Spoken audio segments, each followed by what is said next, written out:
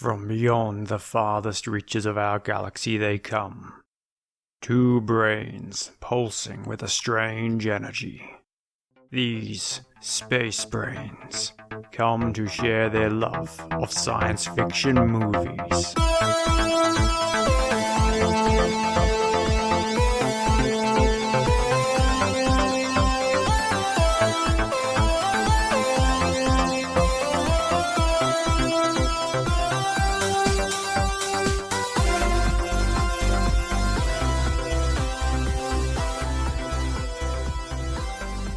Hi, and welcome to Space Brains, the show where we joy watch sci-fi movies and then talk about what was good and what was great.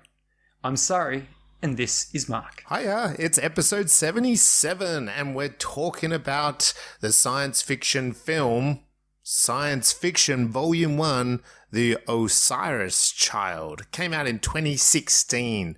In this episode, we will reveal what we thought about that film, the ins and outs of the narrative and film language, plus a nice deep dive into a specific piece of science that the filmmakers are proposing. I could not say specific that time, sorry. This film is directed by Shane Abbess. It's an Australian science fiction. We've looked at one of his films before, Indi, which we both thoroughly enjoyed, and if you haven't seen, go and check that film out too. It was also written by Abyss plus Brian Kachaya. Please, Brian, give me a phone call, correct me. Correct him. Now, no, turn back now if you haven't seen this film, because we're going to do all sorts of spoilers. So this is your spoiler warning. Warning. And then tune back in. That's right. Hear everything we have to say about it. Please turn back in. Amazing. Please come back. Yeah, how many people do you think have forgotten to tune back in? They go, I don't know. Watch the film. They go, no, I imagine our space brain fanatical fans that are all listening. We know you're listening out there. We've just looked at some of the analytics of the podcast, and, you know, they must. I just imagine they would press pause, they go and watch it, and the second they're finished, they come back and listen. absolutely.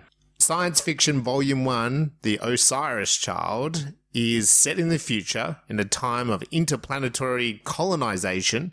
An unlikely pair race against an impending global crisis and are confronted by these genetic monsters that actually live inside us all. What was your number one takeaway from this film?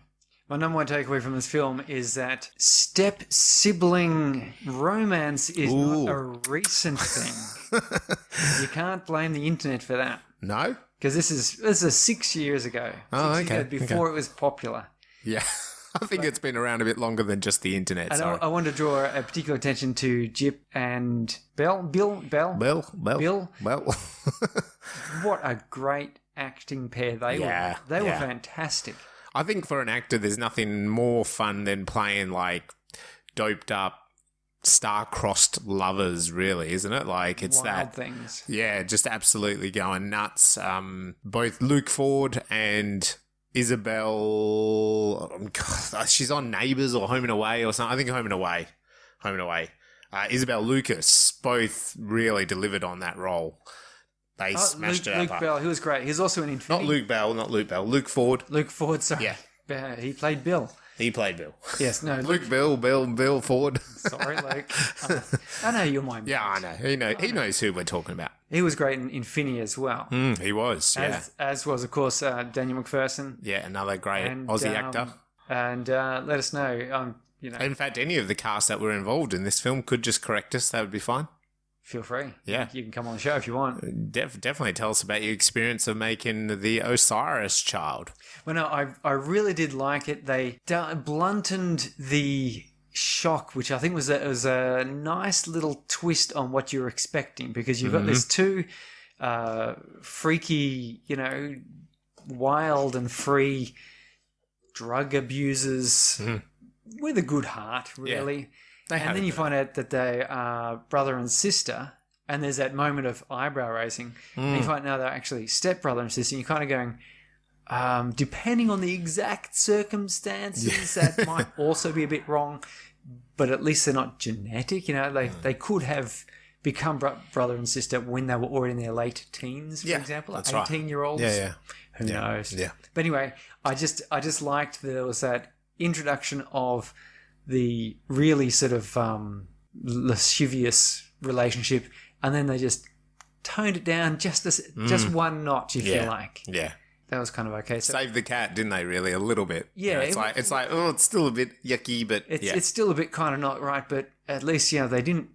As far as we know, they probably didn't grow up together as brother and sister. Yeah. But anyway, that aside, that was something that I quite liked. It was not a major part of the film, almost unimportant, really. Yeah. Except that it was in the film. Mm-hmm. Which just sort of adds that bit of texture to those characters. And it's a bit world building, isn't it? Because they're kind of... It's a bit Mad Maxy, that version of this film, isn't it? Like, they're on this planet, but they're indicating, like, Jip, she indicates that back on Earth, like, Mama kicked us out and there wasn't anywhere to go, you know? Like, so they've kind of come to this really the far ends of the universe where there's a bit of work. And they're the kind of people that would do that, you know what I mean? They're so desperate. So they're also in love with their stepbrother or stepsister, and they do drugs. And so it kind of is world building, isn't it? It was the same later with those two guys that did the illegal gun manufacturer. They were kind of a bit crazy outlaws or whatever. So I think it was kind of pretty cool world building, that fact that they were siblings. So it's a little throwaway line. It's a little bit unusual, but it also added to the dimension of the story. I think that's the sort of thing that, it stuck with me, but it's the sort of thing that in films and in books and stories and so forth, you add like a little touch. You didn't have to add that. There was no requirement. They didn't have to say anything at all. The story could have just been, when my mum kicked us out, Bill we came here, came along and we went off. Yeah. That would have worked just the same, except it wouldn't have brought as much focus to the characters. And it was a nicely done bit. And good writing. Was something that, it affected me, and I took away with it. Yep. And I have to say, those two, they pulled off that character pair beautifully. It was very, very well done. Yes, definitely. So tell me though, is this hope a warning or an experiment? I reckon it's a good old-fashioned warning sci-fi, because it's a cautionary tale of humans exploring colonization and the dangers. I mean, we seem to always have dangers with colonization. Is it a throwback to the English trying to colonize the world, and that wasn't the smartest thing to do? There's kind of comments in this film about, good old Temuera Morrison. Temuera, yeah. Apologies. But he did a cracking job in this He did. It was a bit of a throwback. There's a good old punch scene from him that's back to Once We're Warriors. Yeah. And I think he was back to that, even though it's a sort of small role. He's the warden, but even he has a throwaway line in one of his spiels to the prisoners about, the indigenous... Unfortunately, the indigenous don't always acclimatize to the humans or something, so we have to kind of bomb them or blow them up and cleanse them is always that. So there's definitely like an undertone there. I don't think it's like a major theme of the film, but I just thought that, and we've seen this in some of the other sci-fis as well, but definitely here it's the impression is, hey, we've gone to this planet, we're using slave prison labor, again, what the Europeans did when they tried to colonize places like Australia, used convicts, but the concept here of going out, and it always goes then a bit wrong, doesn't it? So they're trying to experiment, and the general's like, well, no, just nuke them or blow them up, whatever it is in this. And it never really ends well. So the virus gets out. It's the same in Alien, isn't it? It's like they capture that creature, and again, that corporation in Alien, which is always so cool of an extra villain, is the human corporation saying, yeah, don't worry about the humans, let's bring the alien back, it's worth money, So humans are expendable, but there's only one of them. And this film touches on that kind of same concept again. So I think it is a warning. But if you're out there and listening, what did you think? Is it a hope, warning, or experiment? What was your first impression from this film? Sorry. First impression, I wasn't entirely sure what to expect coming to this. Because generally speaking, we don't get any pre-warning of any of these films. No, a lot of time we're watching cold. Although there's been a couple of films where we've sort of thought we should probably get a bit of pre-warning because you've got to know... Some films you've got to know what you're getting involved in. And some films you're much better off not knowing. And if you're an avid listener, can you guess which films they were? Yes. Let us know. Special bonus prize. Bonus prize.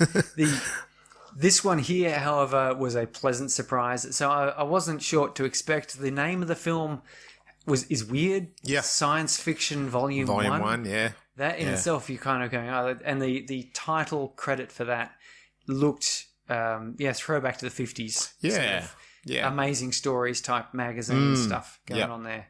And it happens throughout the film, doesn't it? He uses those titles. He has the chapters, and it's almost a bit over the top, that part. It's cool, it's funky, but it's almost a bit OTT for then the style of the story, I felt. The style of the story was not as schlock. No, that's right, as you'd expect. Yeah. Like, but it was a nice way of having this flashbacks and so forth. Yeah. But my first impressions were, it was coming in, we had this voiceover with the girl talking about her father, and there's scenes of her father, presumably her father.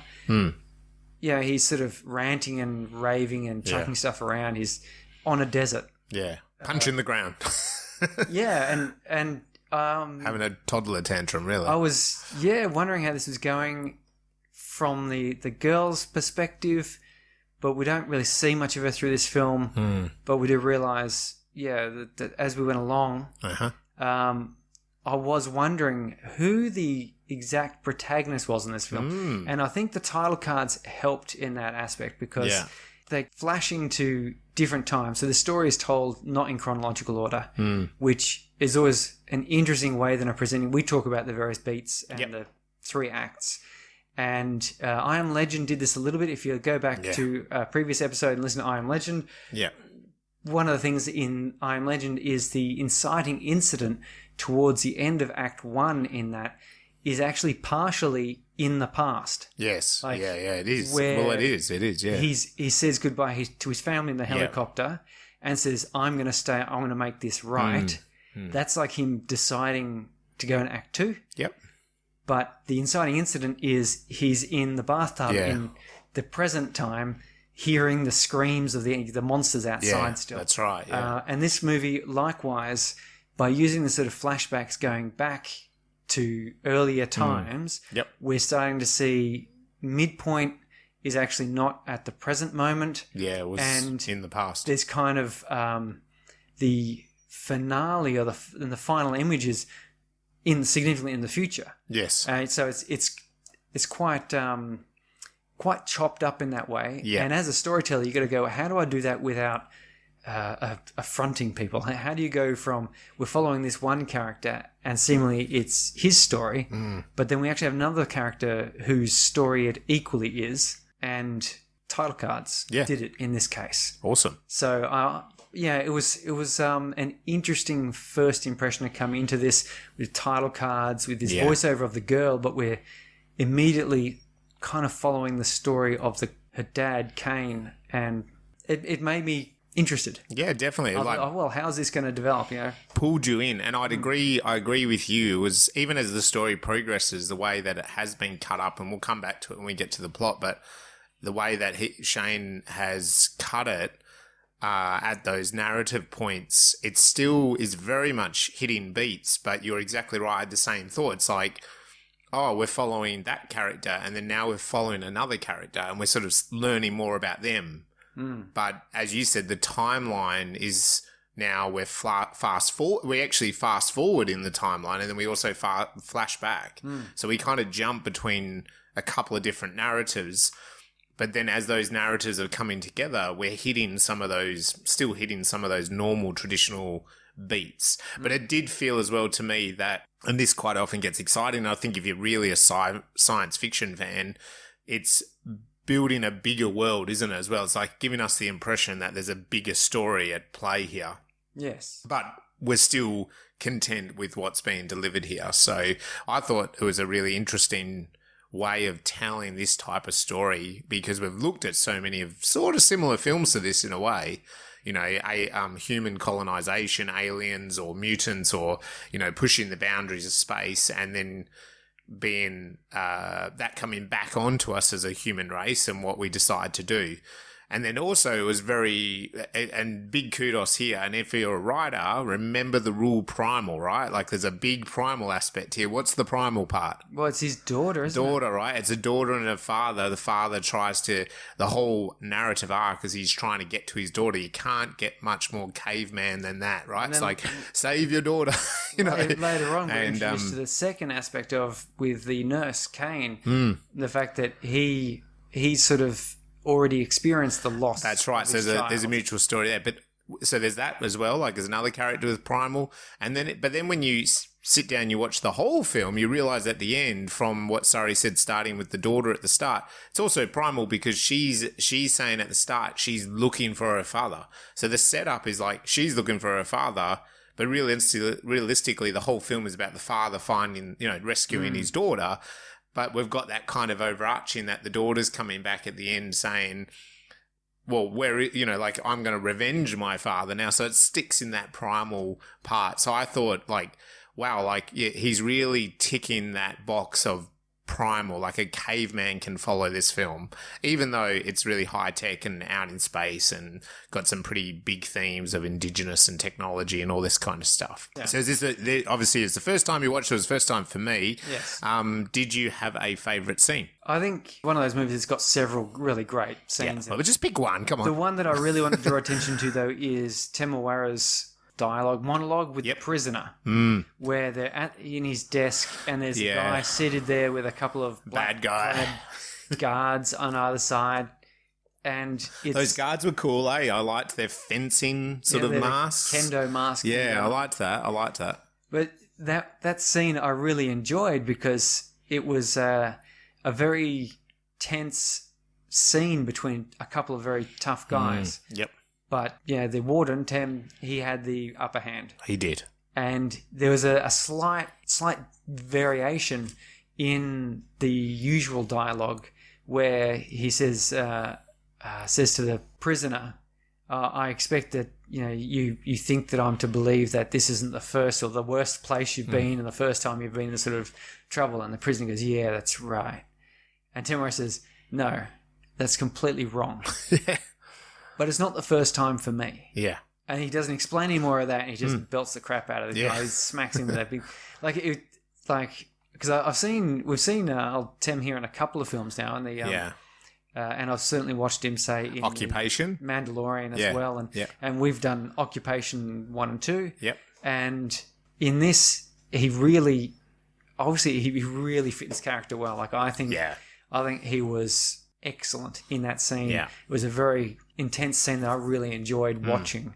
Yep. I wasn't, because of the slight changes to the expected dialogue, I wasn't really sure where it was going. Yeah, yeah. And it's just sort of you're going back to, you think you're going back to Solitary, you like it there, and he goes, and he sort of sneers at it, and he says, well, you're not.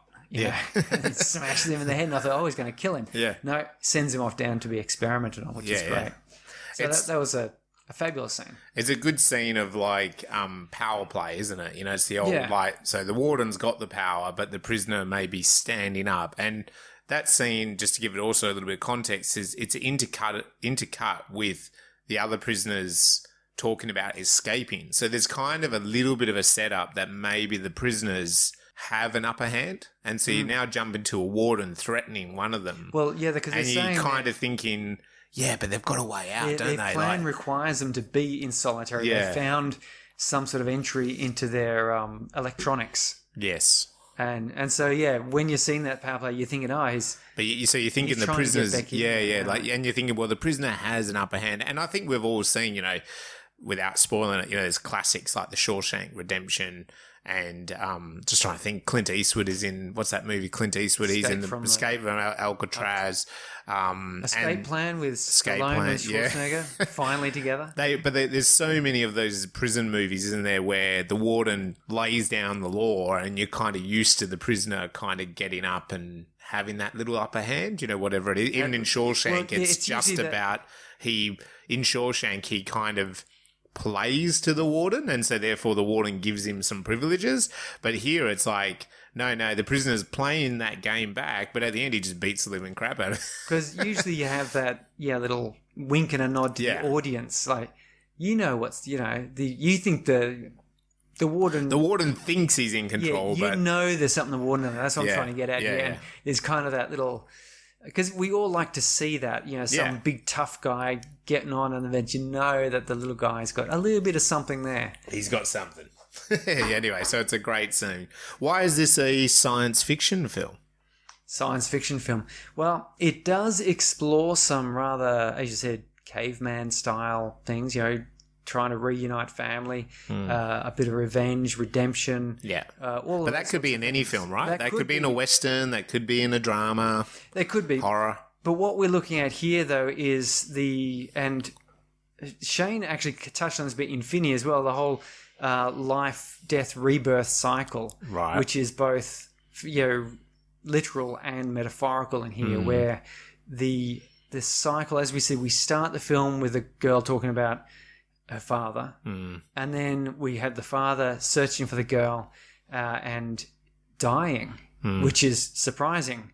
But as it turns out, we have it by this time. We've learned then that the other guy's got some sort of credentials, but then he sort of dies, but he's reborn, and then by the end, the girl is taken on this new role as well. So we do get the whole life, death, rebirth, redemption arc playing through here. And the way that's done is through, genetic manipulation and through global catastrophe. Yeah. These are the sorts of things that we look at in science fiction, where we take basic premise like, so what about someone becoming a new person? Well, they're actually becoming a new person. Yeah. And what about the colonization? Yeah, we've done that locally, but how would that play out on an entirely new planet with advanced technology? It's a little bit different. Yeah. Yeah, so... And it's very, so you're definitely right, the biohazard mutant kind of thing. You couldn't do that. That makes it a sci-fi, doesn't it?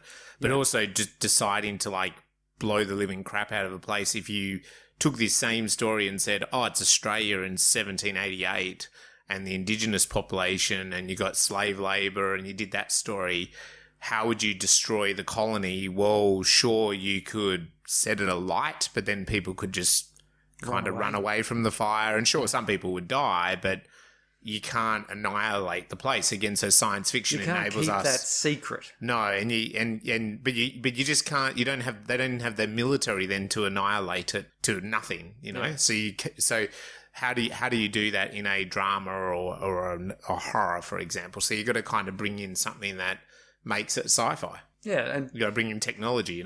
And explores a bit of what that would mean. As this does, it would mean then that colonization is in this film has become an all or nothing endeavor. Yep. It's not the thing with the Australian colonization, it was done under the pretense of what we like to call civilized law. Yeah. But it was actually all just a sham. A sham, yeah. This terra nullius business where we said, Australia was not being used. Yeah. And we all it was all sort of that, nudge, nudge by white men. It's like you ask the local populace. What about the local population? No, they're not human. So we don't have to worry about them. They're not using the land. They're just like cattle or something. Like it's just this sort of dumb thing. But they knew that was entirely false. Yeah. In this one here, it's just okay. We're going to colonization. We're just the easiest thing is just to remove all native species and we'll just start. Yeah, start with us. Which that kind of makes a certain amount of sense, I suppose. But it's that extension of brutality that frontiers would tend to bring about. We still brought the space flies. Don't know why you would bring them, but sure. Well, I think that's part of the terraforming effort. I think that was a filming issue. I think they literally got to Coober Pedy. Yeah, and they were just like, the flies are going to be all on the camera. Space flies. Yeah. I honestly think that probably just happened on location. Well, almost certainly, yes, I know. But they did explain it. Yeah. So there you go, that's good enough. Definitely. And Tell me, was there any part of the science fiction that you enjoyed the most? Well, I think our main character, Daniel MacPherson, what's his name? Daniel MacPherson, yeah. Lieutenant Kane. Daniel's character was a fighter pilot originally, and he had something go wrong with losing a crew, one of those good old sort of backstories that we don't really know much about. The reason why he's chucking that toddler tantrum at the start in the desert. But he flies those planes, and I really thought the fighter planes were really cool sci-fi. Yeah. So we've seen, and it's really interesting because we're watching a lot of sci-fi, and maybe we're not watching this kind of sci-fi out of the US or whatever as much, but, Occupation series, we saw some amazing sort of fighter pilot fight scenes. And in this film, there's a really cool fighter pilot scene, right? But I like that technology that these planes are...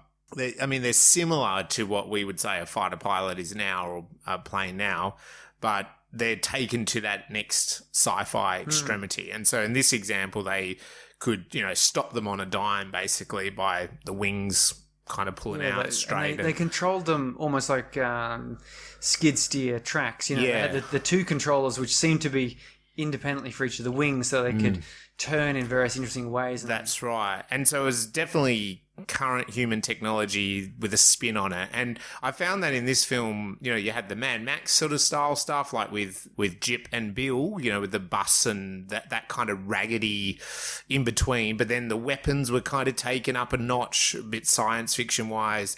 But it seemed that then those fighter pilots were like a whole nother level of sophistication in sci-fi.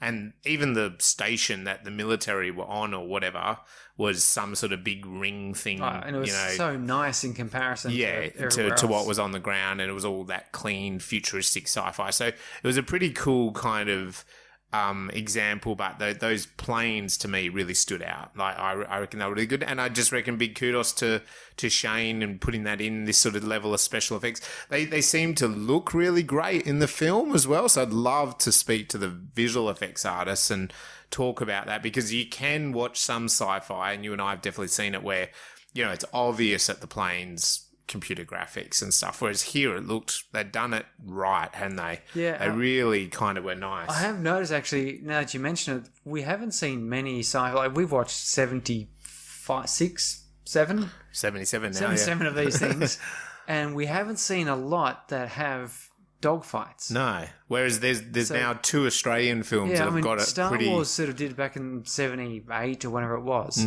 Like, that was its big deal, was that it was doing this World War II style dogfights. Yeah. Which was not a part of sci-fi. I mean, we looked at Battle Beyond the Stars, which is contemporary with Star Wars. I mean, a knockoff, really. Yeah. And it has some space battles, but that's the sort of space battles, the same as like the Star Trek space battles, where the Enterprise is just kind of a model floating, and then pew pew, some glowy lights, and there's another model that comes flying by. Whereas this is full blown dogfighting. This is dogfighting of the great school, and we haven't seen much of that. We saw Shanghai Fortress, I suppose. That had a bit of that, yeah. And on that, this is dogfight. The way when he fights that other, it's the same sort of plane, similar, I suppose, pilot, same ability as him. He has to really push him and the plane to some extremity to overpower him, right? Because he's sort of the same capabilities. So, he knocks himself unconscious with 10 Gs to kind of spin the plane and get that one little advantage and fire. It wasn't technology that helped him. It was just his determination. Well, that was him as the hero doing that next step, right? That thing that maybe the other guy doesn't do. So, but that shows a really cool dogfight, right? Like they did all their technical stuff, and one wasn't really winning, and it's like, well, you got to push it to that extremity. So, yeah, I think it's really great, and let me know what you like science fiction wise. We should quickly, Surrey, because it's getting closer and closer, as the Spacebrains Science Fiction Film Festival is coming up. Tickets are on sale now. They are totally on sale. I think last episode we said by the time you listened to that episode they were on sale. Well, they are now on sale. So get yourself a ticket. So head to our socials, head to our website. They are for sale through Manpack, which is Mandurah Performing Arts Centre website, but the link will be on our website. The link will be on Facebook events kind of thing. You'll be able to click through there, do a Google, worst case scenario, and I think you should be taken there. Absolutely. We're getting very close to the workshops being finalised as well. Maybe by next episode they will be finalised and we can announce something about who is speaking. We've got leads, strong leads. We've got a couple of contracts out there. Science fiction author who's having a book translated to a series, which is cool. Excited. And a filmmaker, writer-director who has some genuine science fiction film content out on streaming services and is currently producing a Hollywood film with some known actors. But once we actually get these things locked in and finalised, we won't be mentioning names or anything like that because we want to make sure that we've got everything sorted out, make sure they are completely happy with us spewing their names out everywhere. So buy a ticket. What are you waiting for? We've got a lot of films coming, and if you're still making your science fiction film, you have till the 31st of March 2022. That's in the past. That's last week. No, 31st of March. March. Yes, this episode goes out. Yeah, well, I'm just saying it. Then you've missed it. Well, then you would have missed it. Okay, so sorry. Okay, yes. You missed it. All right. So if you're listening to that, don't do that. Don't submit. We're not going to accept it. That's what I was about to say. If you're making one, keep your eyes out to see when we open second year of entries, and there'll be a discussion of that. Yeah. We've just got to get through this first one first. We do. And then we'll see what happens for next year. We will. But look, in the future, we'd be happy to sit down and watch science fiction films. Definitely still happy to do that. That's what we do most of our lives. No promises on a festival. So let's get stuck into the plot part, Surrey. We do like to go through some particular parts. Before I do that, let's talk about... so we did mention Shane directed and wrote this along with Brian Kachaya, something like that. Please, Brian, correct me.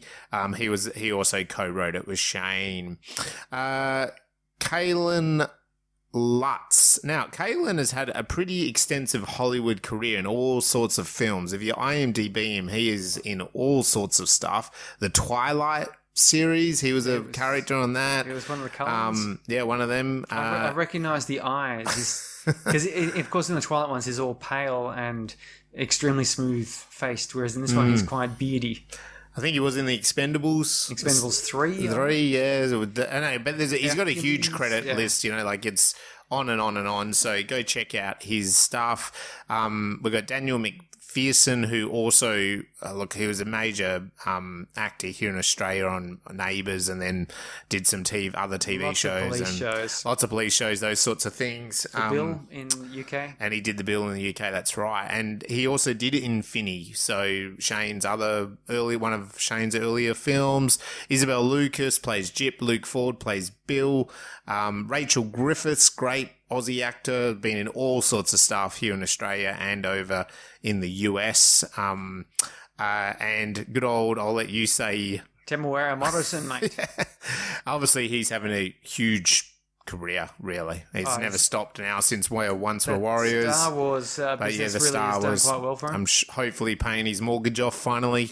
And Bren Foster plays Charles Keat as well. Most of this was filmed in the town of Coober Pedy. Yes, I recognise that. I've visited there myself. Yeah. And it's obviously the tunnels at the end are, the gold tunnels or whatever. Opal, yeah. Opal? Yes. I thought there was also gold there. Is it just opal? It's famous for opal. Okay. All right. I always thought it was gold, but anyway, I don't really know. But yeah, films like... Razorback. I think one of the Mad Max was shot out this way. Without a doubt. There's going to be at least one Mad Max. And... not a Priscilla, Queen of the Desert. Priscilla, Queen of the Desert? What about Pitch Black? Pitch Black was also shot there, yes. So it's a tiny little town, and yet it's had a lot of films made there. Well, it's got such a stark landscape of just... You see that in this film here, they're just driving past these mounds of... large white lands. Limestone type... Yeah. Just dross. And it's like that all over the place, and it's because it's got that white colouring, it's so bright, and but to be so fair, hot. We have places like that in WA that are just like the same for nothing, like for kilometres and kilometres. Yes. Like I've driven, and I haven't even gone out to like Kalgoorlie and stuff yet, on my drives, but I'm just talking like you go even just down south here, there's stretches of road that are like 250 Ks of nothing really. Like, but anyway. So if you want to film in WA, start here in Mandurah. And look, I don't know the actual budget, so we need to get some information on that. There's probably some different ones out there, but my references came up a bit empty. And the box office is saying around 135,000, so not a huge box office, but again, it'd be interesting to talk to Shane and the producers about, did this have a big cinematic release, or is it more of an online platform release? I don't really know. It is available on quite a few platforms. Like, I watched it on Prime, but it was also on YouTube, Apple. Yeah, I don't think it was on Netflix, but I saw it on Prime. Yeah, it was on Prime, and so it is on and a few other platforms you can just kind of rent it. So he got our money. He did. He would have got something. 25 cents or maybe 1 cent. I don't know. Yeah. Our good old mate Alex Proyas, hopefully we can get him on the show, director of iRobot and The Knowing and some other great science fiction. He's making a big stink about that at the moment and trying to come up with his own distribution platform. So hopefully we can get him on the show one day, talk about iRobot maybe. Or The Knowing. Just probably shortly after we get Will Smith in to talk about I Imagine too. But maybe he can bring him in. I don't know. Yeah. Who knows? But anyway, he's not too happy with Disney, so it'd be great to get him on and have a talk about that. So with the plot, we do like to break it down into the traditional 3-act structure. This is based on what all good script writing teachers out there will teach you. So go learn. If you're a writer, if you're a viewer, you probably recognize some of these beats, but maybe don't know about them, but definitely something to get your hands on. What happens in Act 1?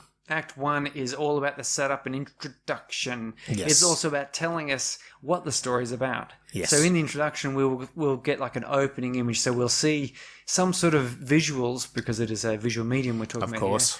Visuals which will set a bit of a scene and a mood for how the world is prior to the action of the film. Because we need to know, a lot of stories. I'm not going to say every single story, but generally speaking, all the popular stories are about some sort of a change happening. So we start at a rest state, we go through some sort of an action, and at the end, there's something is different, even if it's just our perception of what's going on. True. So we do this setup.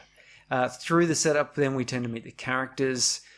We have usually a theme is brought into play here, and then we have what's quite important here is the catalyst or the inciting incident, or it's the question that we want answered. Yeah. It's something that makes us know what to expect in Act 2, basically.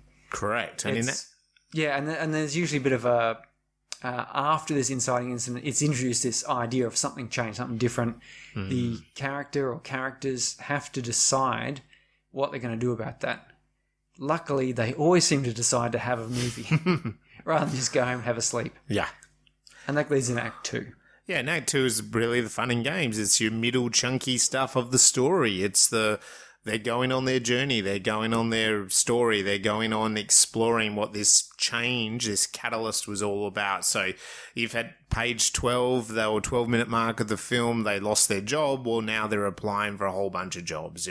If they decided as two podcasters decided once to make a film festival, this is now where we're at. We're in the planning stages of a film festival. So I hope we don't hit the midpoint. I think we're past the midpoint, by the way. So in that journey. So the thing is, the midpoint does come up, and before that, it's maybe not too serious. Even in the most biggest action, sci-fi, whatever, where there might be planes exploding and aliens and whatever, the midpoint bit is really where it does turn and it starts to get super serious. And quite often in this case, we do get expressions like the bad guys closing in, the world closing down, all is lost, the dark night of the soul, all the problems come to the end. Whatever the character thought was going to work out tends to be the opposite is true. Like, it's not turning out. And so we might also have like the death of a main character in the story, the character here, like you've mentioned, those sport team films, Rocky, like they might have a win, but then now they have a major loss or an injury, or they can't fight anymore, or the fight's cancelled. Oh my God. And so now they have to fight out in the street, and they don't have the guts to do that, or they never trained to do that, And so it's everything they plan for goes wrong. And that's where you hit a moment where it's like, do I continue on this journey? Do I kind of climb over that crevice and just try to discover what's on the other side? Have I really changed from that person that was in the setup? And if the answer is yes, or they do have the guts to climb over that crevice, then we move into Act 3. Act 3 is, of course, the finale, and this is where we get the final sort of confrontation with what has been built up to. So we've probably seen some maybe false enemies, false victories early on, and now we get what is really standing in the way of completing the film. And often it is related to the catalyst, but maybe not directly. It's certainly informed by Act 2. The hero or heroes have to gear up, make a plan, and head out to try and conquer this final frontier. Only to find out, of course, there's always a bit of a twist. There's always sort of like a bit of a hiccup, like, because you come up with a great plan. We're going to do A and go to B. And then what happens in the finale, of course, is someone kicks B on down the road. And we're going to do a film festival, but hey, here's COVID. Yeah. Here's COVID. Now you can only have half the number of people you'd normally expect in there, and maybe the state borders won't even be open, so people can't come and visit. That's right. But, the hero learns and adapts and changes and makes it to the end. And we get some sort of resolution. I'm not going to say necessarily the hero wins. No. The story resolves, which usually means that the hero gets some sort of closure or satisfaction. Yeah. And we have this final image, which is the bookend of the opening image. It gives us that demonstration of what has changed and how how the story has affected what we saw at the start. Yeah, and this film in particular has great bookend. Actually, they're the same, repeats itself, but then there's a different ending to the start. So yeah, Shane has done this really well for this as great bookends. Okay, so a couple of things before we get into the act, just to kind of describe some of the things. I really loved the camera in this film. There's a constant moving, so it's a very subtle movement of the camera. It's not shaky like we're in a war zone, or point of view kind of horror film. It's just a very nice, smooth, panning, tilting movement the whole time through. I also noticed in this one, there's a lot of the camera close to the ground. Yep.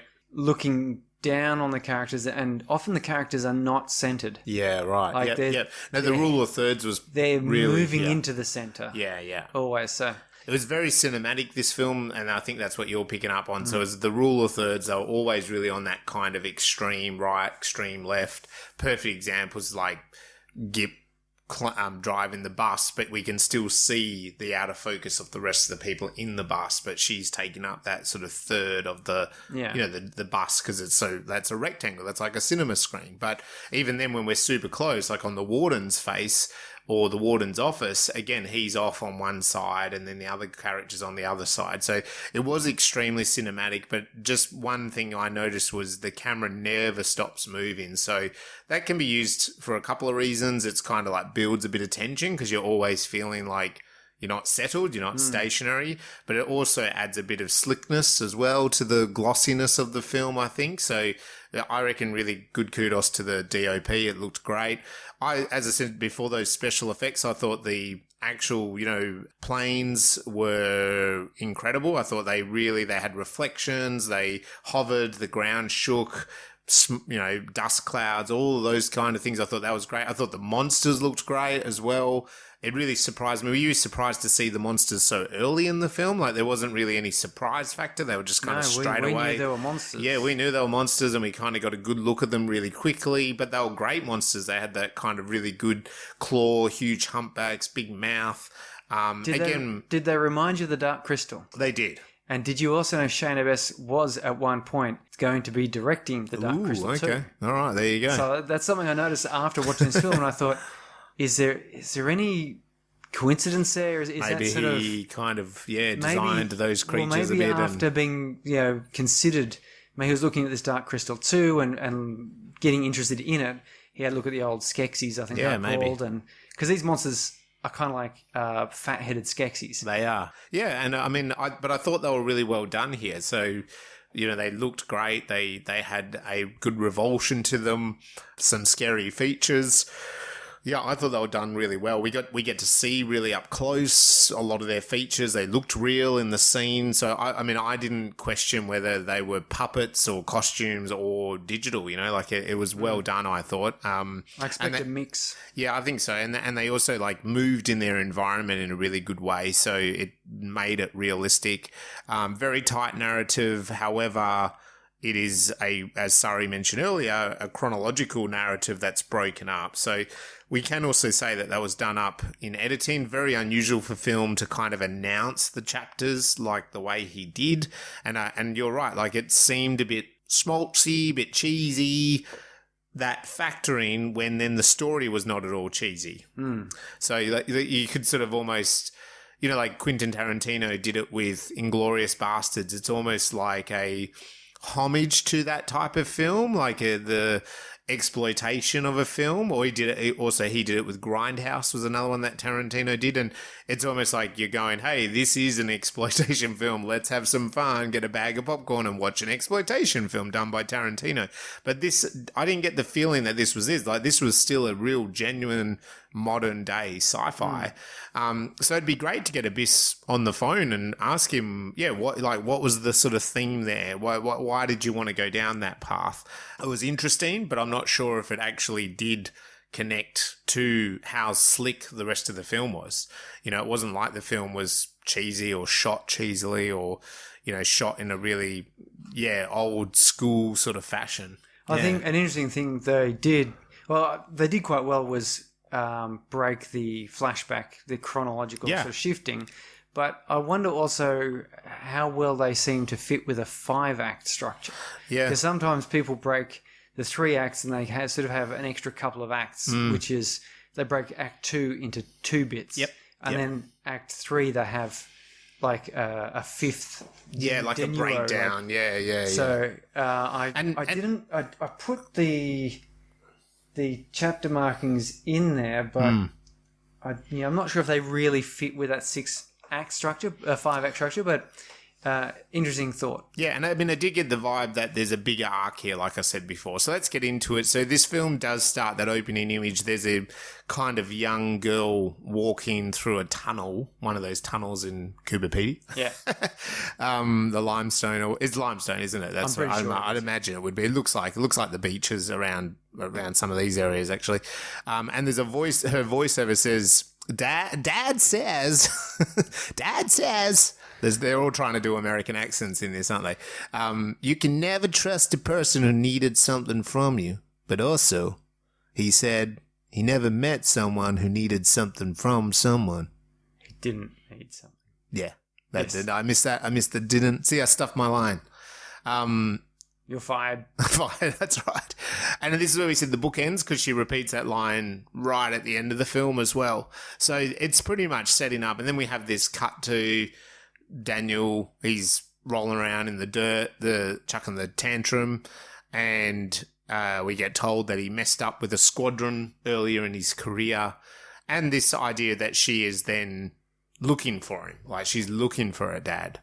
So there's a bit of false narrative there, isn't there? Because obviously at the end she already knows he's dead, but yeah, she's like, not for the audience. It's set in literally. Yeah, she's not literally. So there's a little leaving it out. But anyway, so the setup is that this Lieutenant Kane Sommerville, he serves in Exor military forces. It's this massive circular base above the planet that they're above, and he's sort of in charge of infrastructure or something like that, isn't he? And he's building something.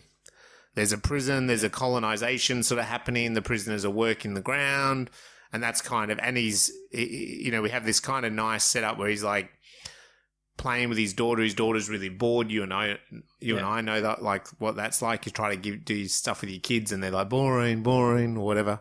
And that's kind of very, you know, and then it's not until he lets her fire the gun that then she's like not bored. Yes.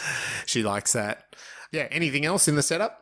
An interesting thing is that they mentioned this name of this company or private military or whatever. It's called XOR. Yeah, XOR, yeah. Because in logic notation and computers, XOR is the exclusive OR, which means if you have a non-exclusive OR, then you can sort of say one item is true or the other one is true, or they can both be true. Yep. But in XOR, only one thing can be true at a time. Okay. The other one must be false, which sort of reminds us of or it alludes us. I don't know, I've lost my power of speech there, but it basically tells us their attitude towards colonization, as we find out later on in the film, where it's like we come to a planet and we clear it. So it's basically the XOR in the planet. It's us or them, and it's only going to be exclusively ours. So I thought that was kind of nice. It's a bit of a nerdy sort of nod. There's the other thing here is the city is called Osiris. Osiris. We got a big title card saying the Osiris Child, which would be Horus in Egyptian mythology, interestingly enough. But the story of Osiris itself is one of betrayal, death, rebirth, and revenge. Okay, so cutting back to the theme that you said, because you don't pick your name, because you could have called it just the city. Just could have been called Colony Base 1, or something really just kind of, or the city or something like uninteresting. But by choosing a particular name, like stands out, Osiris. I've got to think that he was sort of talking about this is, a brother's betrayal and then a rebirth and a revenge sort of thing. But it didn't make any sense till you finish watching the film. No, it doesn't. And then probably only total nerds would think about it.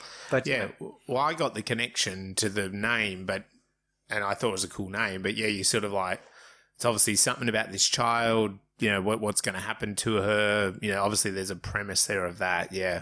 But I don't think you need to have that context to understand the story either. Oh, no, absolutely not. It's like I said, it's very primal. Name. Yeah, it's just a cool name. It's a cool name. So to me, the catalyst here, Surrey, is the thesis. The catalyst or the inciting incident is that when the Commander General Linex, which is Rachel Griffiths, she announces that the prisoners have overthrown the prison, and they're threatening to basically detonate the town with a nuclear reactor.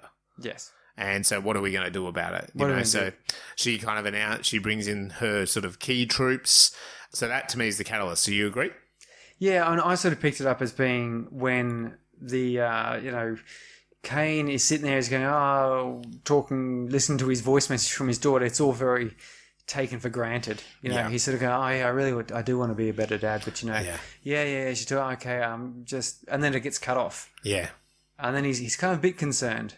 And he says, she has permission for this excursion or whatever it was. And that's when that to me was the start, because that's when you start sucking, okay, something's happening. Something's different, yeah. Like this, something's happening here. And then we've got a bit of a cutaway to monsters running in the night and like a garbled radio call saying that, there's nothing stopping them. They're killing everything in their path. Yeah. Cut out. That to me, as a dumb audience member, was like, monsters. Okay. Yeah. We're about to get the story. Yeah. Because so far we've just got, okay, there's some dude pilot and he's brought his daughter to this planet. Yeah. Great. And so in that setup, he's sort of a bit of an alcoholic. He's obviously separated. He's a bit jealous of his ex-wife. He's not running the shop. The daughter's told us that he's kind of no longer a pilot. He's relegated to, maintenance paperwork or whatever.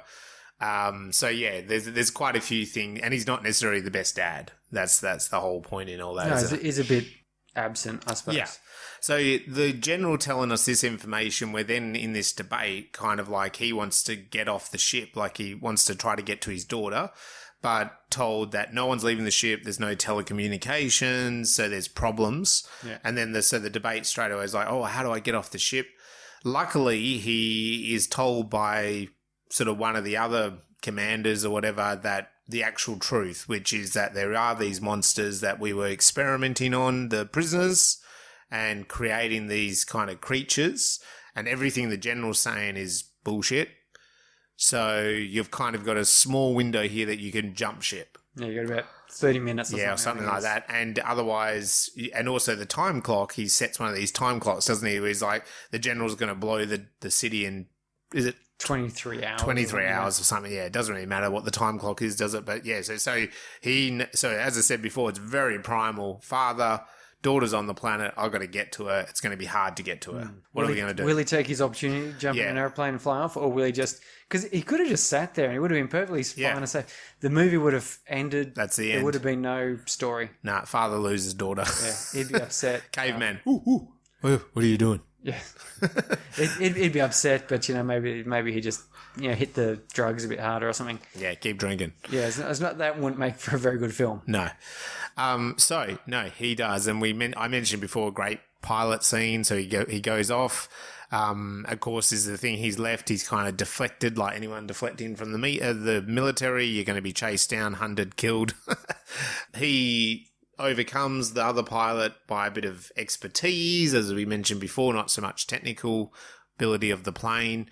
And he just gets it, crash lands out of the plane into a lake.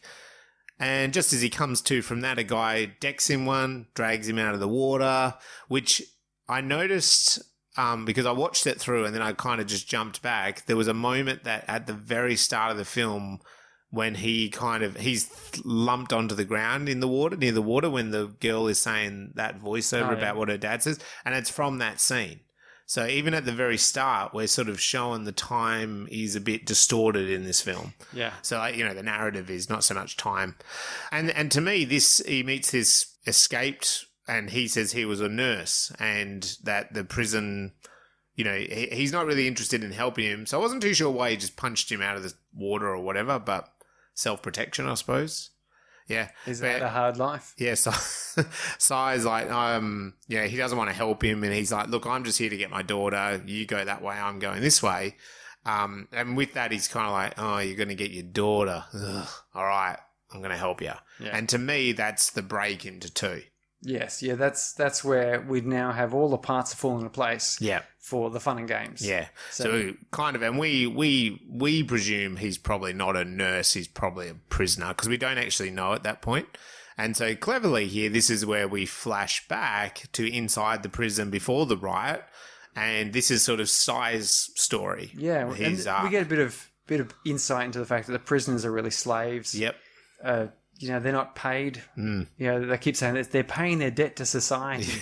You're like, well... No, I have this strange feeling that society probably just invents debts to get enough workers.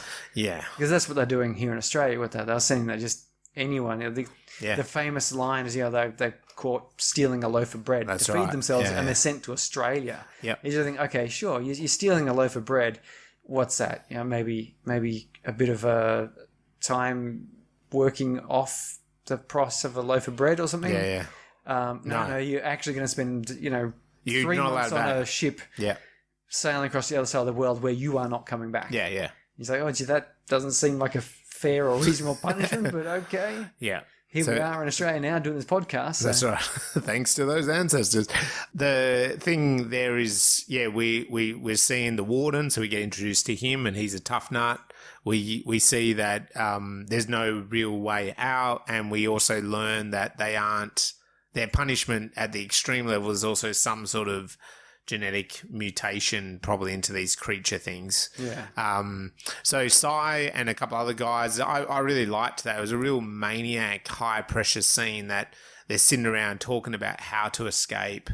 And there's a bit of madness in it all, isn't there? There's kind of a bit of... Well, that mad character, the dude, he was very, manic and insane, and you sort of got the feeling that he was a bit of an unstable cookie there. They all seemed a bit unstained, and so and even Sy says, we're going to do this. Don't stand me up. Like, we're doing this. We need it. We need us all to do it. They all have to get into solitary. Yeah. Because they know that one of the solitary cells has like a little panel. Yeah. And they reckon that this filament, cotton filament from their sock in something or other will short circuit it, and it'll let them open all the prison cells. Yeah. And that'll mean that there'll just be absolute chaos, and that's the best chance to try and get away. Yeah. And so the risk there, of course, is that everyone has to get into solitary. Mm-hmm. So if anyone doesn't go into solitary, then there's a chance that one of the cells that's the one that will have the secret button. That's right. It's also not very obvious what Sy's in for at this point. Like he seems a little bit more straight edged than the others, and although he is guilty, he seems much more level headed, I suppose. And they're not really letting on in this part of the story why he's actually there. The two guys he's talking to, one of them is clearly a bit manic and unhinged and impulsive. Yeah. And the other guy seems a little bit more thoughtful and so forth, but he's got some I could only assume are supposed to be gang tattoos of some sort. So he's probably maybe himself not a totally like off the wall wicked dude. Yeah. But he's clearly been associated with doing a lot of bad stuff. Yeah. Anyway, they get into solitaire and they do escape through this, and of course they unleash these monsters. Did you like the concept of the solitary? I loved it. I reckon it was little cool. hamster wheels. The hamster wheel. They never end. I like that. No wonder you go insane in it. Jesus. You would. Because I've been on a couple of those kind of things, those rides with the little kids. Yes. You know, like even just at a park, they've got some of those, like, you know, you go up and round and round and round. And like, honestly, as an adult, I think as a kid, you can handle it a lot more. It's got something to do with like, you know, your brain. Yeah. The cushy bit in your brain as you get a bit older. And I've gone round and round those things. You just like, after about, I don't know, 6 or 7 times, you kind of feel pretty crook. Yeah. And it's not fun. It's not fun. And I'm thinking, wow, if you go into that and they're running that for a couple of hours or a day, I don't know. I don't know how long they put them in there for, but it looked I wouldn't go damn back. Uncomfortable. Yeah, I know. So, yeah, they were a great idea. Yeah. Well, we have that scene where we do see the prisoner who is beaten up by the warden is in like a whole bunch of bars, and there's like a monster comes up and stings him. Yeah. And he falls down, and he's gets white veiny bits on his head. Yeah. And then foams at the mouth. Then we cut over to the other cell. Yeah. And just as that is starting to get a bit tense, the door suddenly opens, he drops out. Yeah. But that, of course, means also that the monsters' cells were also open. Yes. And so that's sort of pretty much where we cut to chapter 3. Yep. And we're back to the pilot, Kane and Sy. Yep. Having a bit of walk. They've got to get to the city. Yeah, and he's like, it's too far away. You're never going to make it. And he goes, well, we're going to get to this bar. And so they go to this bar, and as we mentioned before, it's a bit Mad Maxy. You know, it's a rough looking thing that they put together. So this is definitely fun and games area where we're going. Yeah. It's a tough situation to get through. So we've seen a bit of the prison fight and a bit of a prison escape. You know, that's kind of fun. Yeah. And then now we've got the crazy people in the bar they've got to negotiate. And there's like a Mad Max bus they've got to ride on. Oh, they need some guns. Yeah. So let's go to these I know some guys that sell guns. Yeah. And then we get them, and they're off the wall crazy too. How kooky. And it's funny, isn't it? Because I liked the way, again, as a writer point of view, Shane and Brian have done this where, you know, like they go, you're going to get these guns, and can we trust them? And he's like, yeah, you can trust them. And these 2 dodgy guys come out, and one does the talking, the other's like, I don't know, he just looks like a creepy... He's looking pretty creepy. He's looking creepy as anything, you know, and he's looking tough and whatever. And they want more... They don't want to do the deal because he's an military guy. And then, well, what sort of amount of money will get us there? And then it's like, 30. And he's like, okay, well, I'll pay 30,000, right? So he pays 30,000 clams, whatever it is. Yeah. And they're like, oh, yeah. And they're still looking all tough and dandy. And then he takes the guns and walks away. And then we have this real, like, hillbilly kind of moment where they're kind of like, yeah, 30 G's sort of thing. And they celebrate and they dance and they drink. And it was a real, like, I really liked that because as an audience, we weren't privy to who these people were. No, they're just these weird, crazy, these weird, dangerous people. Like, dangerous guys that do guns and military. You don't know exactly what they're like, which is the same for Kane. Like, he doesn't know who these people are. And yet then, after they've received the money, we get privy to their sort of world where they're like, yeah, he fell for it. You know, like, they're not really that tough after all. They're just kind of outback crazy people. They just want to have a bit of fun. Like 30,000, clams is pretty good for anyone. That's a lot of chowder. It's a lot of chowder, yeah. And so they're there having a good old time, and one of them's building a gun, and one of them's passed out, and we get this scene where the monsters just surround them. And really, what this is it's a great moment to sort of see the trickery of the monsters because they kind of come out of their surroundings and they were there and you couldn't see them, and then they're actually there. And so to see their violence, because then they obviously attack, but it's also part of the time clock, isn't it? Because Kane was just there. Yeah. So it shows us that the monsters are also on his tail. Like they're surrounding them, aren't they? Yeah, they're all over the shop. Yeah. So not only does he have to get to his daughter and rescue her, but from the bomb going off from the general, the monsters are everywhere around you. And I think this is sort of I reckon we're getting towards midpoint here. We are, yeah. Where it was all so the fun and games is that collect the truck, they meet the crazy couple, they get the truck, and then they manage to get through this tense negotiation with the crazy Mad Maxi gun runners, and drive off. Yep. And now we get this distinct change in tone. We do. Where we go from the partying and they get massacred. Yes. Yeah. And now it's okay. Yeah. Now the monsters that we've only sort of seen in these flashbacks and things have hit the current They're time. Close, aren't they? They're on stage. They're on stage. You're exactly right. And to me, I agree. That's the midpoint. So the time is running out. We see the point that they're getting pretty low on time now. So all of this, the bad guys closing in. They're heading for the city as fast as they can, but it's going to take a lot of time. This is where we do learn about Bill and Jip are not just lovers, but they're also step family. So it kind of makes it all a bit like, they're not just druggies in love. They've got something else going on. I think so. It's like raising those stakes because they're going to be together in their bunker. Yeah, and they're going to have to trust them in the city. Yeah. You're going. Like maybe their decision making's not quite there, and then when they get to the city as well, it's in ruins. There's some soldiers fighting. There's monsters ripping apart other people. Guys are closing in, there's bombs blowing up. It's all just a big dishevelled catastrophe, really. Like it's not safe. Coober Pedy. Yeah. That's Coober Pedy on a Saturday night. Oh, sorry, Coober Pedy. There's a lovely town when I went there. It was just very hot. Yeah. And no, it's a town in ruins and fighting and war. And it's not like one military just attacking another military. It's just kind of fighting, street fighting. Everything's going on. And so he finds the place where his daughter is. Goes up there, has a little twist shock of the person looking after his daughter's dead, but his daughter's alive. So it's like, a breather. But no, they can't then get out of the building because the monsters are taking over the building. And then when they go to go to escape, at the same time, Bill and Jip, who have been kind of protecting the van, a bomb goes off and Bill gets seriously hurt. Poor Bill. When they get back into they do jump off the building to get back onto the bus. And that was a great shot, wasn't it? That the Sy just grabs the door and goes, we're going to have to jump. And he just jumps. Like, you don't really see how high we are. We know we're up high as an audience, but we don't know how far it is to the bus. It's not quite as far. It's like a story or something. Yeah. But the impression, it was a great way of shooting it because we didn't really know.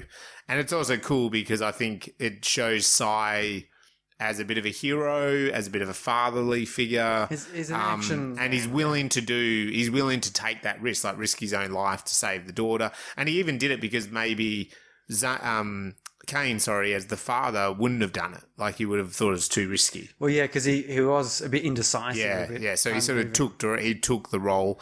And this is then it's the perfect, someone dying in that all is lost is that Bill does die. So that's the all is lost moment to me. It's the stakes, isn't it? Because up until that point, it's still kind of Yahoo! Yeah, we're going to do this. Then we're going to fight these monsters, and everyone gets the codes, and then it's just it's done. And this I think I'm going to say this is coming to the choosing Act 3 because Jip at this point is the one who is indecisive. They're going, well, we've got to go, and you're thinking, is Jip going to go?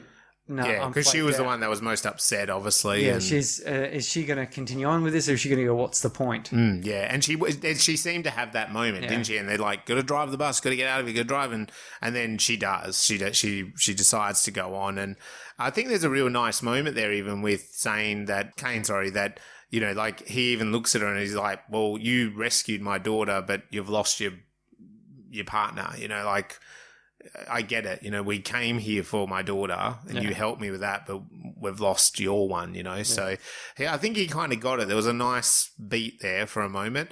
So we take into Act 3 and this bus is heading to the bunker. We've got like 5 minutes. They're going to detonate in 5 minutes. It's a great time clock. This is the gearing up action plan. So they've got this plan now. They've got the codes. They've got the daughter. They've got everyone on board. Okay, all we have to do is get there. Just got to get there. Which and of course as I said, there's always a twist. Like if it wasn't, you'd be dissatisfied. If they just drove to the bunker, got in, the bomb went off, and they all came out. Yay, we're alive. Yeah, we're okay. You'd kind of feel a bit cheated. Like, oh, well, that was a bit easy. That's right. So to make it a little bit harder, suddenly a pilot rocks up, and he's like, "Look, that pilot can't stay here for too long while the detonation. So just don't go to the bunker. Keep driving." The pilot kind of watches them and then takes off, and he's like, "Quick, turn around, let's go back." And they head back. The thing was they've got 5 minutes. Yep. And he said it's going to take 4 minutes for that ship to get out of range to safety. So we know that when it finally turns around at just past 4 minutes, they've got less than a minute to get there. Yeah. And so it's very tense, and they go flying back. Yeah, but the pilot comes back and blows the living crap out of the bus. Yes. With a good old-fashioned, just not a bomb, which you think it probably would have done to save its own ass. No, it just fires Total Recall style. Yeah, big big huge machine guns just onto this bus, and everyone gets annihilated basically. And it's been shot really cleverly in that we see Jip get blown apart, and so she's dead. Again, raising those stakes, and everyone else dives under. The daughter dives under chairs. Kane does. And then when Sy kind of gets his bearings and just looks all around, he discovers that, Kane he's been shot about 1,800 times. Yeah. I thought it was kind of a surprise to me. It was a surprise to me, yeah. I wasn't expecting it. I think, though, he did quite well by having those flashbacks to show us Sy's background and things.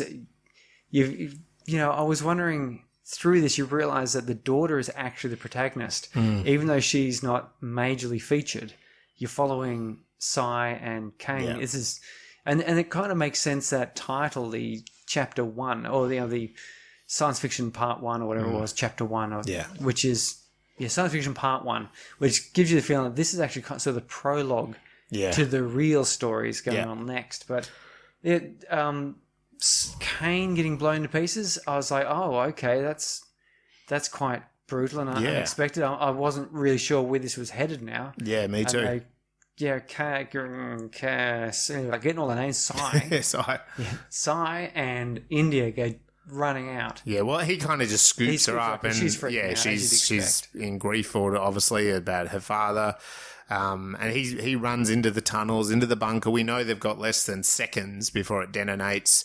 And unfortunately, just as he's getting into those good old tunnels and heading to the bunker, he gets zapped by one of the monsters. Yeah. We see even in his DNA sort of change. It's black. And but they get to the door, and he locks the door behind him, and then he's starting to be sick and climbing into the bunker, and he's like, "I'm not going with you. Give me something sharp. I need to," he's getting infected very quickly. So again, raising the stakes here, and she gets out scissors to give to him, but she's like, "I'm not going to give you these." And he's like, "No, come on." And then there we see cut to the general, and the general is basically like detonating the bomb. So it's a great twist. And then this is where we get a different chapter. Another chapter comes up, and that surprised me. Sorry, because I was not expecting that. I was expecting does he go in the bunker? Does he not go in the bunker?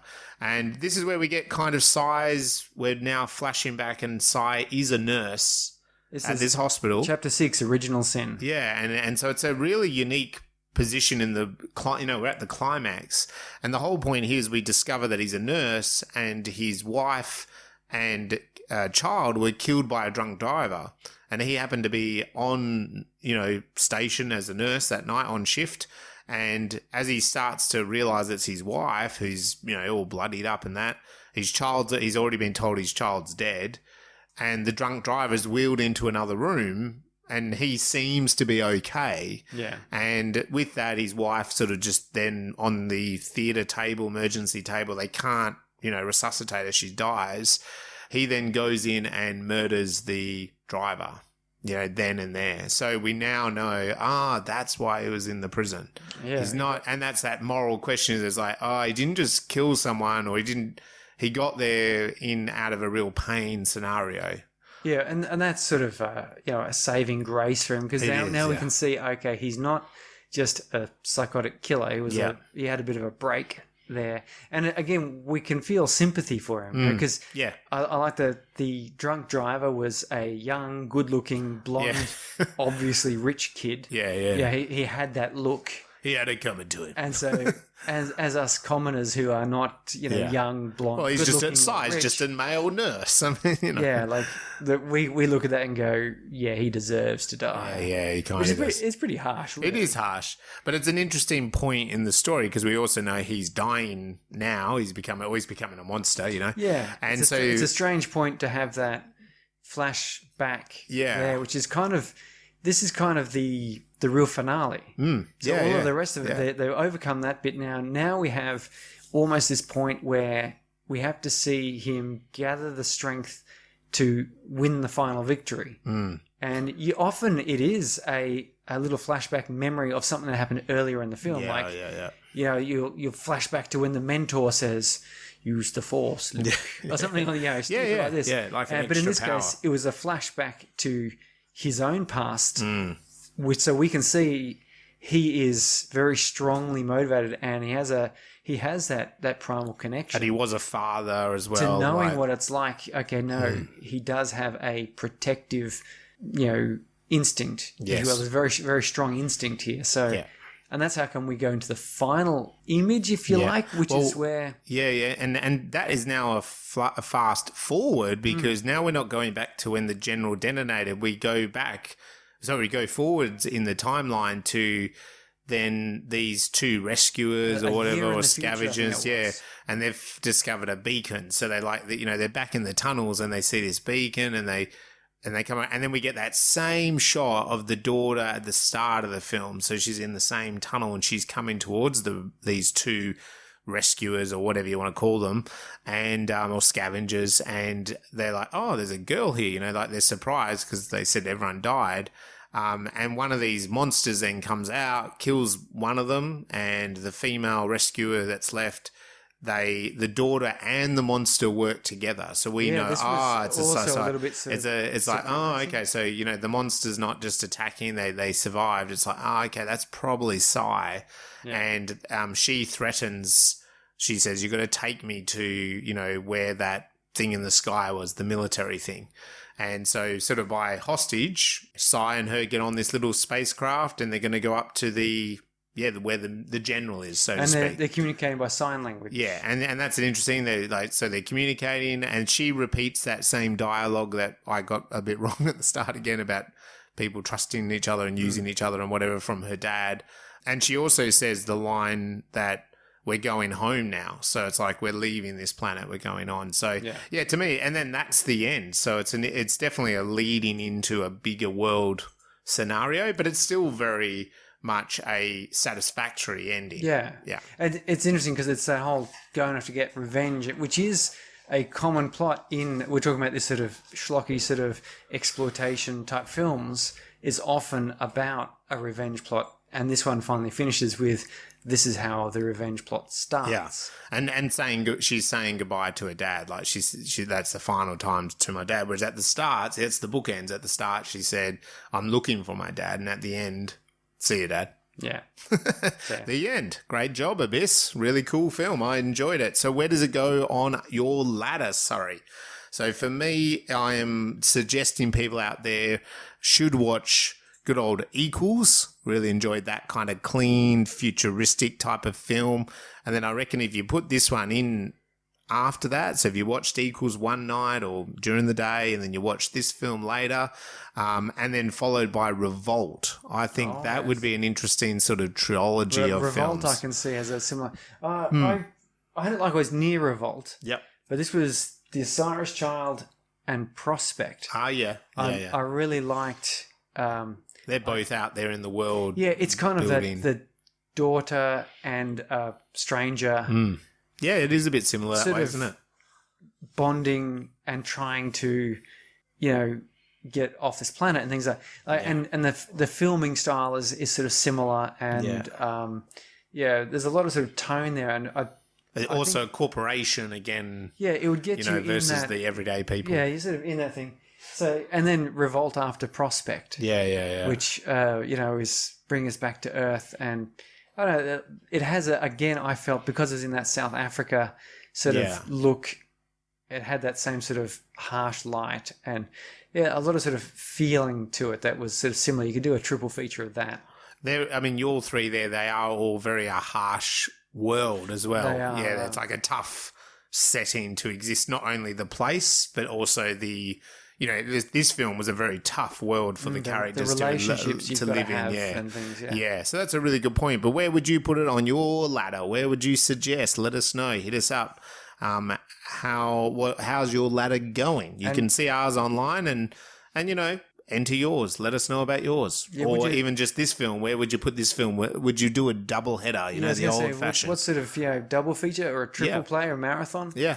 Because by now that there's so many films in our ladder that you've kind of got to break it down into into little thematic, duologies or trilogies. I think so.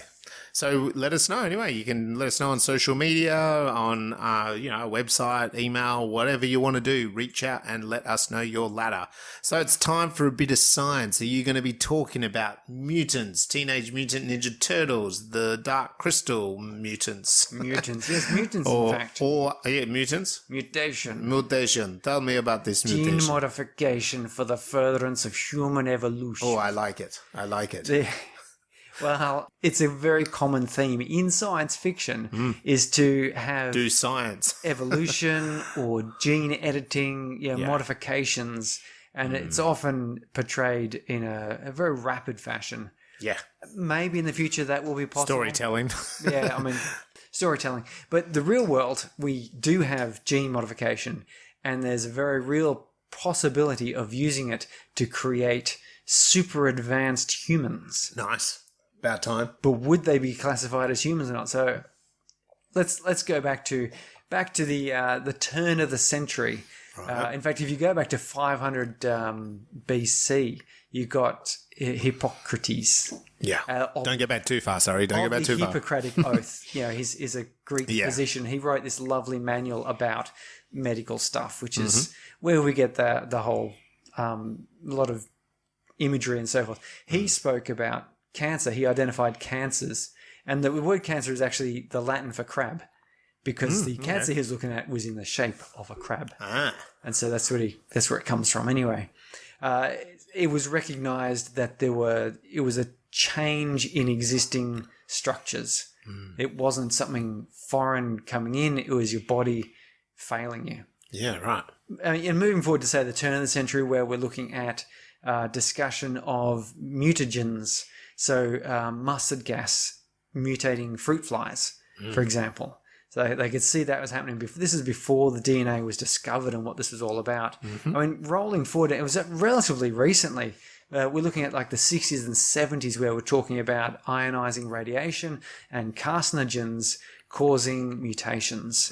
There's also a discovery that certain viruses cause mutations. And the reason I keep bringing up cancer is because most mutations result in cancer or massive organ failure.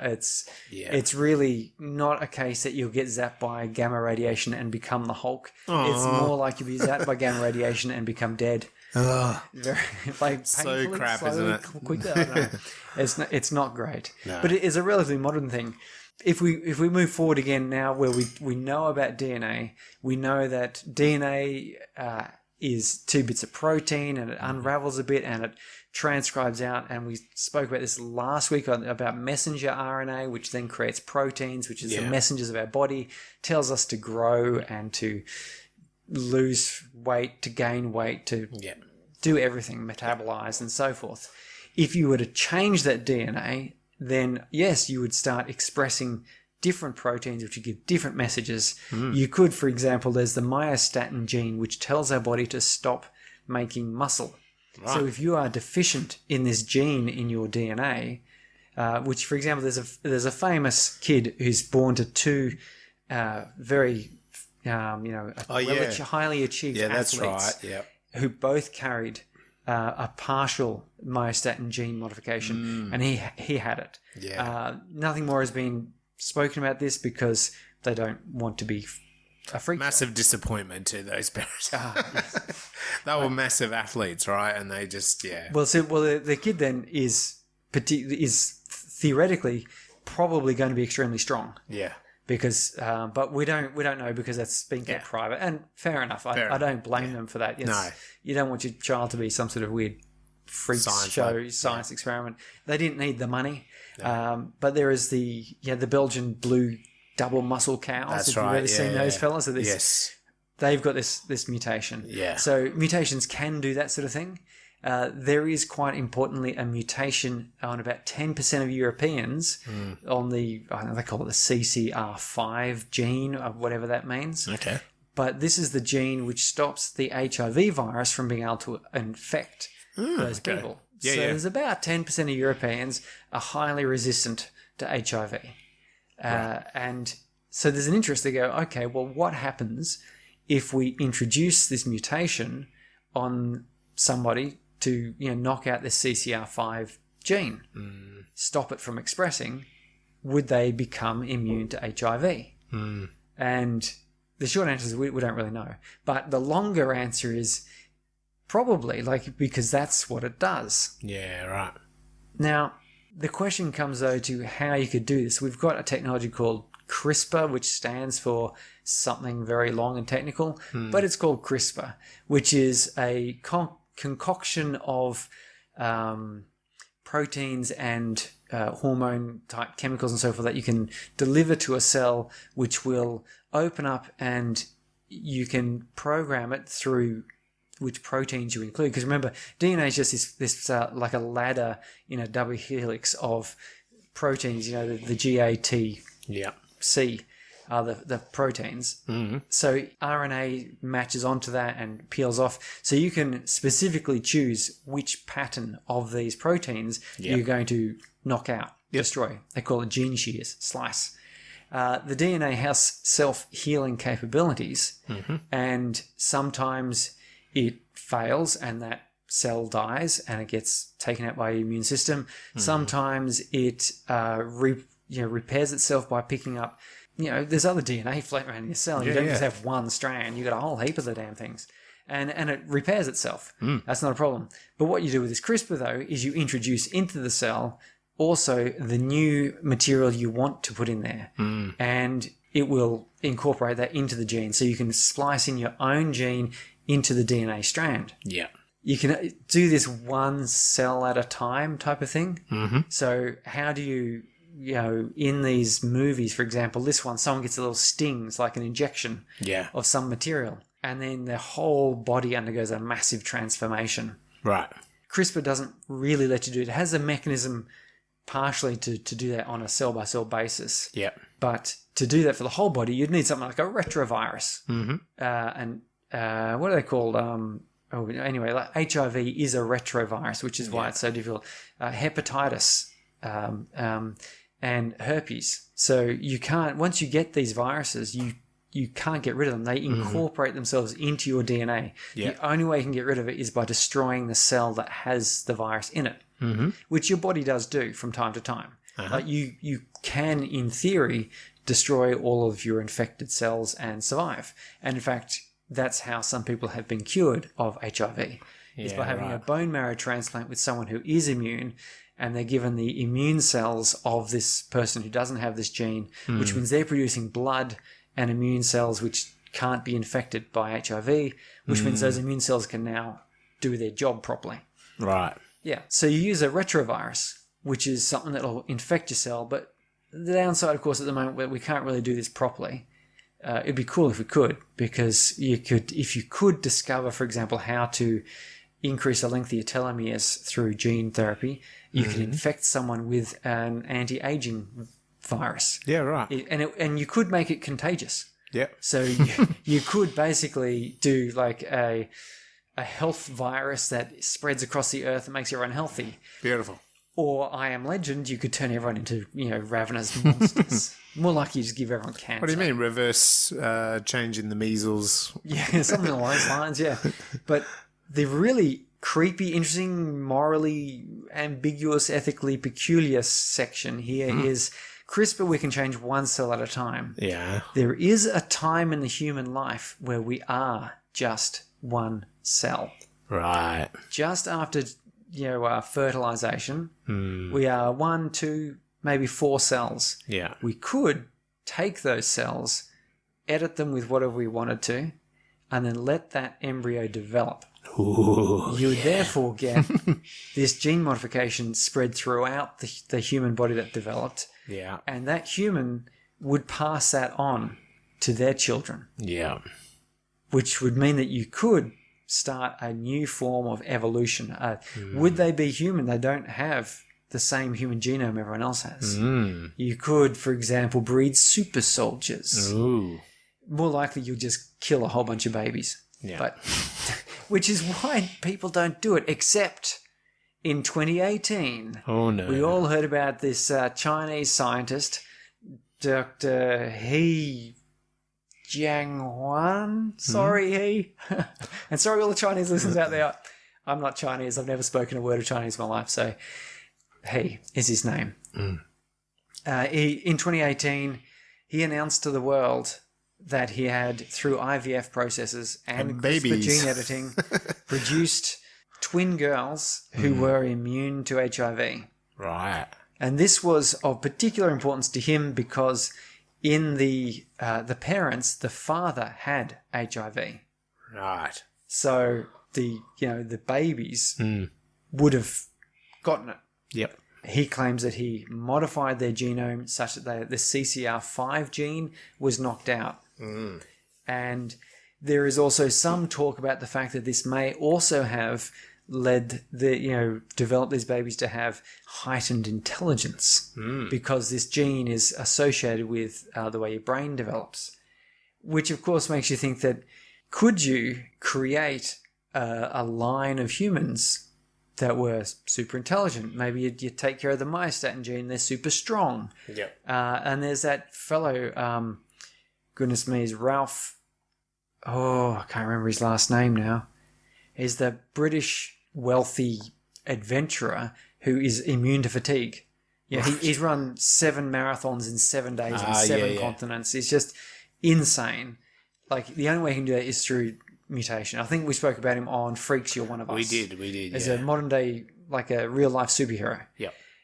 You could give that attribute to babies, and then you would have these superhumans. But this, of course, is where everyone looks at it and goes, well, hold on, these are humans. They're not getting a choice in you changing these things, and we don't actually know if these twins are immune to HIV. Yeah. The CCR5 gene is not, or rather is present in most Asians. Southeast Asia has very, very little in the way of immunity. 10% of Europeans have high resistance to HIV, almost no Southeast Asians. So none of the... I know there's numerous racial groups in China, but basically none of them have immunity to HIV because having this gene actually reduces your immunity to the West Nile River virus. Yeah, right. And a number of other Southeast Asian viruses. So they're more susceptible now to these things, which not a problem if you're living in Finland. Yeah. Because I don't know if there's any mosquitoes in Finland, and they don't carry the West Nile for sure. So there's this, this problem that, you've given them this, you may have shortened their lifespan. There may be other unintended consequences, various disabilities. They say it affects mental acuity, but in what way? Are they actually going to be very autistic? Yep. Which could make it hard to, operate with other people in society. Yep. Sure, they could be very intelligent, but if they don't get the right support and head down the right pathways, they could find life very frustrating. Yep. And someone did that to them. This wasn't a case of just an accident at birth. This is somebody did this to them. So anyway, I want to escape from the prison and kill people, ravage people. That's. I mean, if you're autistic, we know that you're hiding the desire to escape from prison and kill people. Yeah. Most of you aren't in prison, which is probably good. So write to us and tell us about your desire. No, but in all seriousness, Dr. He is in prison. Because even China said, you've actually kind of gone a little bit further than what we think is appropriate. Yeah, right. And I say even China because you would imagine if there was some place that was going to go for super soldiers, we in the West have been told it will be China. Yeah. And no, they've said, actually, no, we don't approve of this. This is not appropriate. So I'm kind of relieved that they do have that same desire. Uh-huh. Having said that, militaries all over the world have explored that. They've written what do you call it, thought pieces or what do you call it, like thought experiments of what would it take, what sort of super soldier could you get, the usual where do answer, you get babies from, the usual how does that work exactly? I've been a researcher in DARPA for too many years now and I'm not really sure exactly how that works. That's it. I can tell you how this robot works and this exoskeleton and this weapon system, but babies, no. So it's mostly the answer is no. It's not worth breeding superhumans. It's far better just to make better robots. Yeah, you'd imagine you'd get better return on investment, I think. Yeah, I mean, you can make a better gun and better armor. Trying to make a better human is just. I mean, what do you do with like people sort of saying you could make them killers without remorse and without, but you're just making a bunch of psychopaths, right? You do know we already have them. And they don't fit in well. They have difficulty. Yeah, and that's the thing with super soldiers is like, so you'd breed a whole bunch of them. So let's say you just do a batch of 30. I mean, you're not going to get 30 behaving as soldiers, are you? One's going to be an emo. One's going to be against the grain. One's going to be too smart for the system and not want to be a soldier. One's going to have the no remorse, no pain, and all the rest of it, and they're going to express that through interpretive dance. That's right. And one will be a writer or an artist or a bloody podcaster. And yet, so you've spent all that money and all that years of genetic development, and you end up with maybe a couple that actually are soldiers. And then if you try to force the other ones to be soldiers, might I remind you, Wrath of Khan? Yeah. That's right. And as you said, if they're if they don't feel pain or something, right, like they'll probably just go, well, you can't do anything anyway. I don't want to be a soldier. Yeah. Like, what are you going to do? Yeah, we're going to make you watch Sister Act 2 on repeat. Oh, my God, no. Yes, anyway, so there we go. So that's mutants. That's sort of a brief look at the mutants. I didn't go too far into that one, but it is interesting that it has supposedly been done. It's not been, again, these girls have been not exposed to public scrutiny, so it's they're kind of like, well, let's let them live their life. So we don't really know if they were experiments or if he was just kind of making a show of it or what. But it has raised this massive ethical question about if we could, for example, if we knew we could make people immune to HIV or various cancers like heart disease and so forth. You can sort of see the argument of, well, do Why that. Not? Yeah. Except the only problem is that there's so much experimentation that would be required that invariably you're going to get thousands of very other defects, tragic events, which you're not going to appreciate. Yep.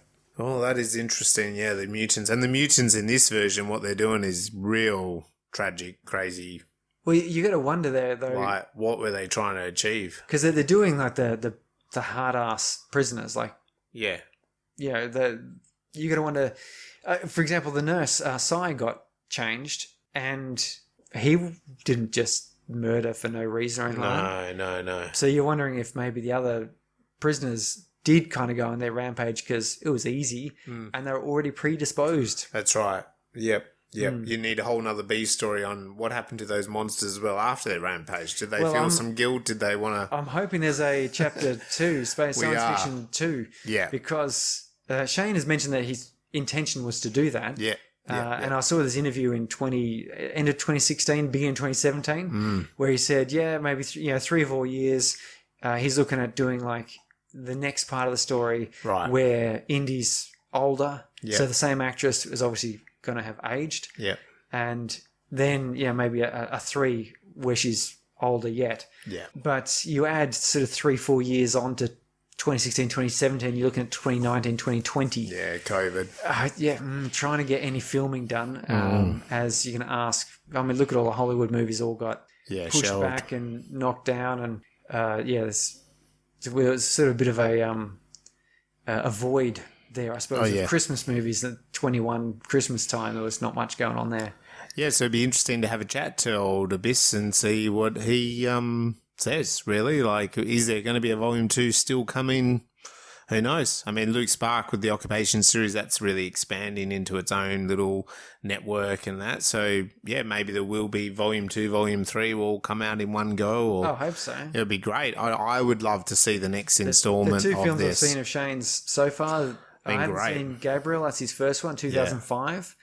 It's not science fiction. It's sort of a fantasy. It's a fantasy one, But there's Infinity and Osiris Child. Yep. It's certainly very promising to see what a third movie would be. Definitely. So that brings us to the end of episode 77. And please let us know what you thought about the Osiris Child and whether you'd like to see a sequel. And Shane, if you're out there, get in touch. But yeah, let us know what you thought, what you understood we talked about tonight, whether we covered parts that you liked, whether you'd want something a bit different, or we missed out on something that you thought was a really integral part of this film. Please think about giving us a 5-star rating, write a review, tick boxes, follow, like on all of the places that you listen to podcasts. And likewise, you can follow us online at our website, on Twitter, Instagram, TikTok, and Facebook. So connect with us and let us know. Don't forget about the film festival. Obviously, probably too late now to make a film, as Surrey let me know earlier. Yeah. It's probably too late, so you're going to have to sit on that idea till next time. If you are in Western Australia, buy a ticket, come, say hi, enjoy the day out of workshops and a red carpet film festival event like none other. So, yeah, to find out about that, again, head to our website and socials. Next episode, we are going back to a filmmaker that we have looked at before, M. Night Shyamalan. Ding dong. He's had a bit of an up and down in his career. He has, but it's interesting actually. After watching this recently, I did see this a couple of weeks ago. So I said to Surrey, we need to do this film. I saw one of his others, which wasn't Sci-Fi, I don't know, about a month or 2 ago, which was before this one. I'm like, oh, okay, that's a little bit more on how he used to be. And then I watched this film and I got excited again because I think this is him going back to his roots. I think this is kind of that he's connected to the type of filmmaker that he always was, and maybe just he deviated for a little while there. But anyway, let us know what you thought about what we talked about tonight. That film we are going to look at next week is called Old. You will find it out there. It is on Amazon, and obviously probably places that you can rent. It's just going to be an hour and a half of me sitting in a chair. Yeah, just getting older by the minute. So I look forward to chatting about that and hearing what you think about that film on Spacebrains. See ya. Bye.